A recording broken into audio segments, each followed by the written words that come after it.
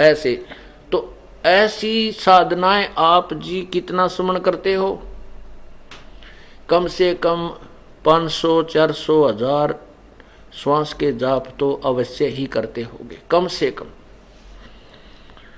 और एक श्वास की कितनी कीमत है? आप कितने धनी हो रहे हो और जरा सी मर्यादा भंग कर दी काल के जाल में रह जाते हो। और फिर यहीं पर पुनर्जन्म होता है तो आपकी वो कमाई परमात्मा के साथ की हुई वो अपने आप प्रकट होने लग जाती है। ऐसे लक्षण होते हैं। एक समय नामदेव जी पिछले संस्कारवश इतना भावुक हो गया, एक मंदिर में आरती हो रही थी, ब्राह्मण लोग उसमें आरती कर रहे थे, खड़ा होकर के शाम के समय घंटियां बजा रहे थे। नामदेव जी वहां से घूम आ रहे थे किसी कामवश, इतने आत्म विभोर हो गए, अपने हाथों के जूते उठा करके ऐसे घंटियां बजाते हुए, और उन पंडितों के अंदर उस 20-30 जो पंडित जी खड़े थे उनके अंदर चले गए और मूर्ति के मंदिर के गेट के सामने जाकर खड़े हो गए, ऐसे बजा रहे हैं। अब ब्राह्मण पुजारी ने देखा कि ये छोटी जाति वाला, क्योंकि पहले छुआछूत चरम सीमा पर थी, और कैसे आ गया हम ब्राह्मणों के बीच में मंदिर ठाकुर भगवान के दरबार में, और हाथ में जूते लिए हुए। उसकी बाजू पकड़ के पुजारी ने घसीट के मंदिर के पीछे पटक दिया, और वो पड़े पड़े भी ऐसे कर रहा है। परमात्मा ने क्या किया कि मंदिर का मुंह उस भगत की तरफ कर दिया, नामदेव की तरफ, और पंडित जी पिछली तरफ घंटी पीट रहे हैं।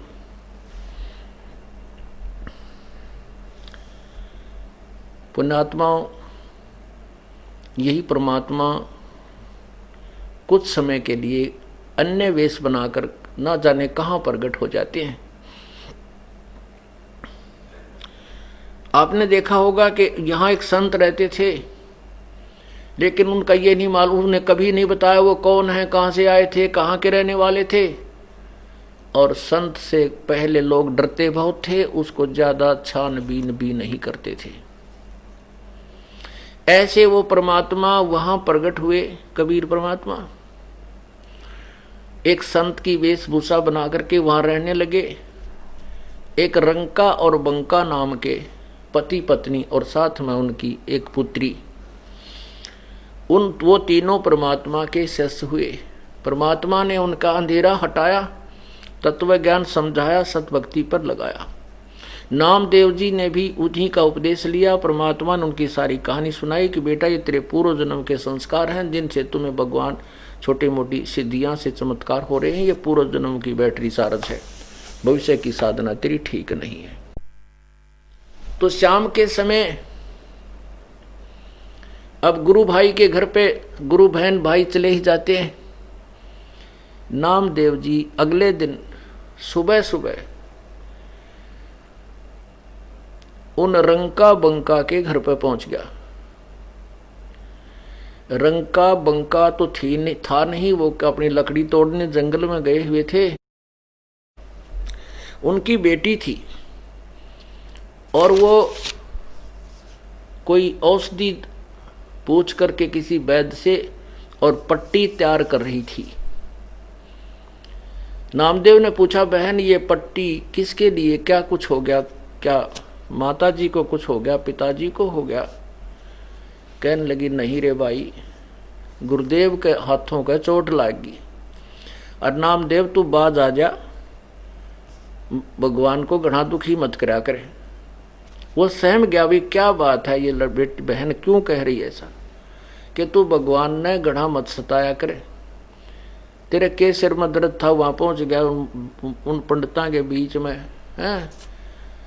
कल तू जब पंडितों के वहां गया, उन मंदिर के वहां घुस गया, उन्हें तुझे ठाकर पीछे पटक दिया। उस समय हम भगवान के पास बैठे थे, गुरु जी के पास, और वो एकदम अंतर ध्यान हुए, थोड़ी देर में आए तो उनके हाथों में चोट लगी हुई थी। हमने पूछा, भगवान क्या हो गया? तो उन्होंने कहा, बेटी नामदेव मेरे भक्त को कि वहां बेइज्जती हुई थी, और उस मंदिर को फेर के आया हूं, घुमा के आया हूं कि तो लीला करनी थी दाता ने, उनने क्या जरूरत थी वहां जाने की। और भाई तू मानता नहीं कति भी है, भगवान को ज्यादा तंग मत कराया कर। तू जो भक्ति बताई है ऐसे कर, अपनी साधना वो करते रहेंगे जो करे, तू वहां क्यों गया। उसको बड़ा चिंता हुई, एकदम पानी पानी हो गए नामदेव जी, और जाकर देखा सचमुच उस संत के हाथों को चोट लगी हुई थी, छिले हुए थे, पट्टी बंधी हुई थी। वह लड़की गई, वो पट्टी खोली, दूसरी पट्टी बांधी। तब पुण्यात्माओं, परमात्मा, अब हमने ज्ञान नहीं था, तत्व ज्ञान नहीं था, हम केवल कथाएं ज्यों की त्यों सुनकर वहीं छोड़ दिया करते थे, उसका सार नहीं निकल पाता था क्योंकि तत्व ज्ञान नहीं था। तो ऐसे नामदेव जी को परमात्मा ने ये फिर सतनाम दिया, लेकिन आगे देने का अधिकार नहीं किया था। परमात्मा कहते नामा छिपा ओम तारी, पीछे सोम भेद बचार बिचारी, सार शब्द पाया जब लोई, आवागमन बहुर ना होई। नामदेव जी ने पहले गुरु भी बना रखा था, कोई संत, उससे उपदेश भी ले रखा था, ओम नाम का जाप करता था।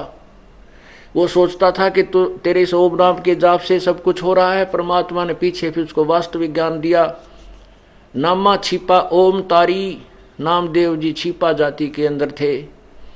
ओम नाम की लो ला रखी थी, तारी माने लो।